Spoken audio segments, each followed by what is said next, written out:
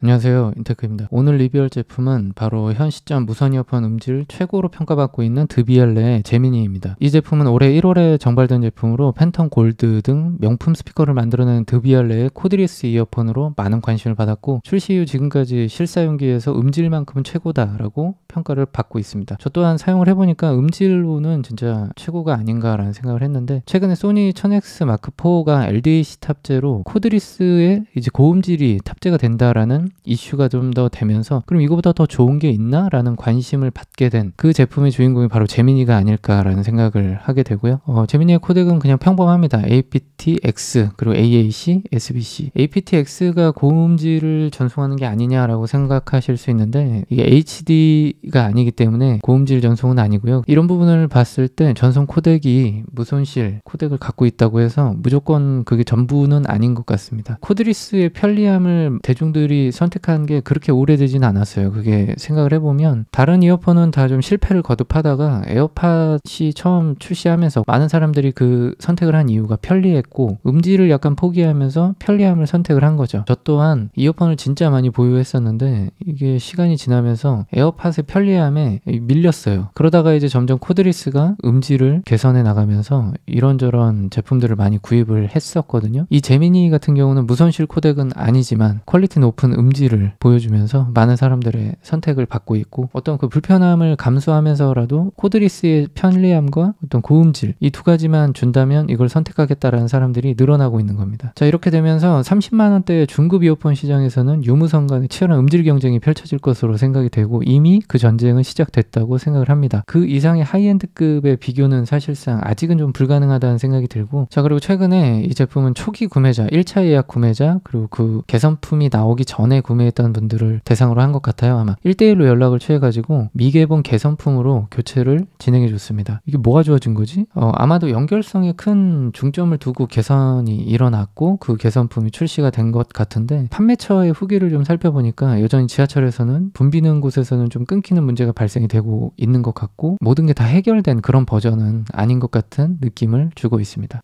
그러면 지금은 이제 1월에 제가 구매를 해서 지금까지 사용을 했던 부분에 대한 전반적인 리뷰와 우선 단점을 먼저 살펴보겠습니다. 첫 번째로 이어팁에 대해서 한번 얘기를 나눠볼게요. 지금 보시면 실리콘 팁을 탑재를 하고 있어요. 근데 이 촉감이 일반 실리콘보다 더 미끄럽고 부드럽다는 느낌을 받게 돼요. 탑재된 것도 같은 재질이고, 제품의 겉면을 보면 굉장히 매끄럽게 생겼어요. 착용감이 커널형인데 귀에 꼭 맞는다라는 느낌이 들진 않아요. 그래서 이 부분이 처음에는 좀 당황스럽기도 하고, 내가 지금 제대로 듣고 있는 게 맞는가라는 의심이 계속 듭니다. 두 번째 단점은 전용 어플의 단순함과 편의성의 부족을 꼽을 수 있습니다. 소니 같은 경우는 어떻게 보면 좀 필요 이상의 기능을 많이 넣어놨다라는 생각이 든다면, 드비엘레 제미니 같은 경우는 이게 단가? 라는 생각이 좀 들어요. 어플에 들어가 보면 별로 설정을 할 게 없어요. 어떻게 보면 요즘 출시된 최신형 코드리스 제품이 맞나 싶을 정도로 굉장히 심플하고 단순한 메뉴 구성을 확인할 수 있고, 심지어 또 이마저도 이게 지금 개선이 된 버전이다. 초기 버전에서는 뭐 멀티 포인트는 고사하고 멀티 페어링도 안 되는데, 멀티 페어링이 뭐예요? 그냥 일반 페어링도 잘 안 됐어요. 그러다 보니까 야, 이게 블루투스 이어폰인데 이게 페어링이 안 되면 뭐 어떻게 쓰라는 거냐 싶을 정도로,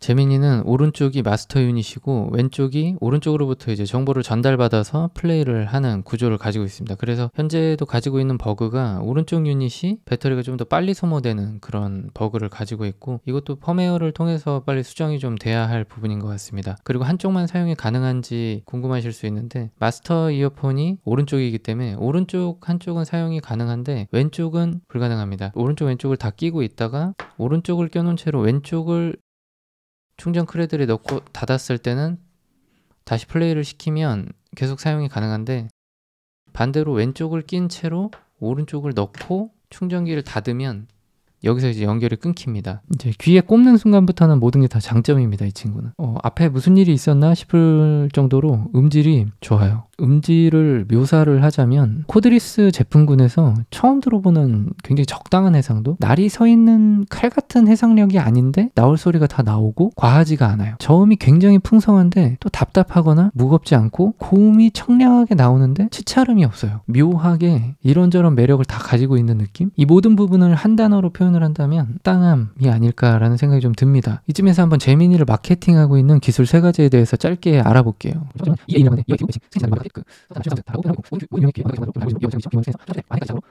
귀 모양을 막 스캔을 해서 거기에 맞게 재생을 해준다라는 말인 것 같아요. 두 번째는 IDC라고 표현을 하고 있어요.